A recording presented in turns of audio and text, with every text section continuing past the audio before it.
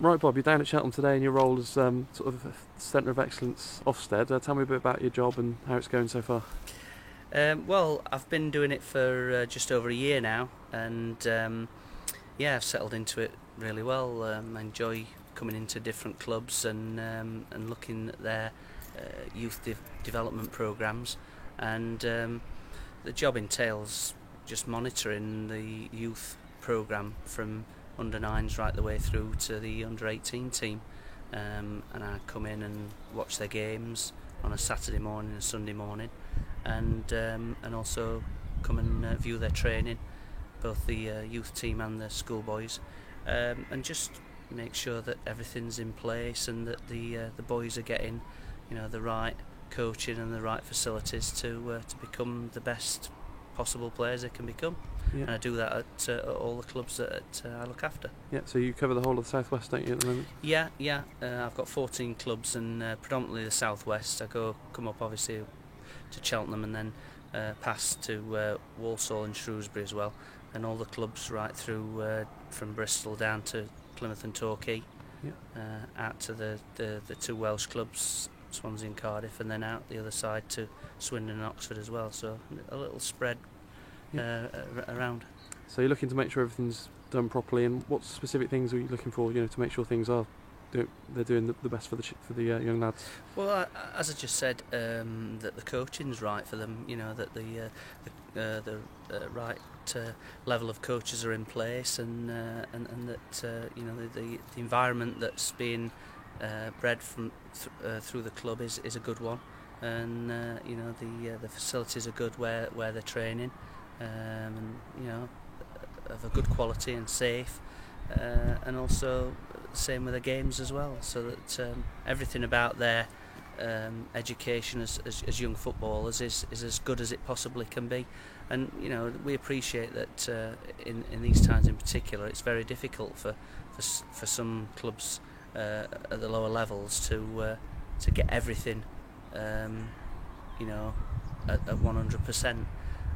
But we work with them and try and get their levels up to as high as possible, and a lot and most of the clubs are achieving really good standards, and we're helping them all get to as high a standard as possible. Yeah, was it quite strange coming back to Cheltenham, because you obviously played a big part in setting up the Centre of Excellence here, and just is it quite strange coming back and seeing the old faces and where you used to work? Yeah, it is a little bit, yeah.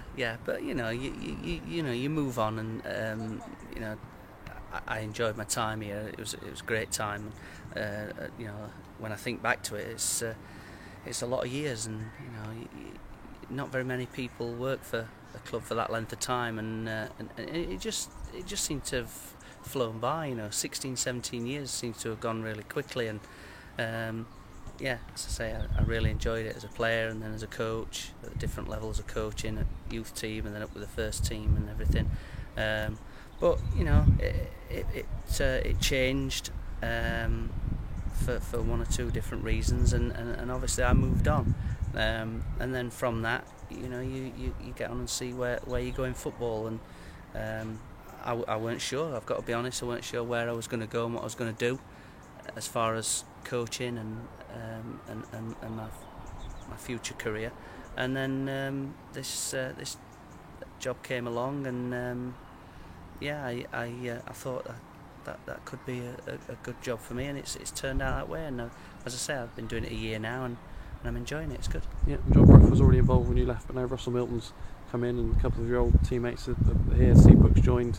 It's like an old boys' club. I bet you. Yeah, somebody said that to me. It was Lee Owls, actually. I was chatting to another of my old midfield partners, and he said, "Am I going up here just to have a bit of a jolly boys outing, because there's so many of the ex-players here?" But it's good. This sort of club needs that sort of environment. I think that's my personal viewpoint.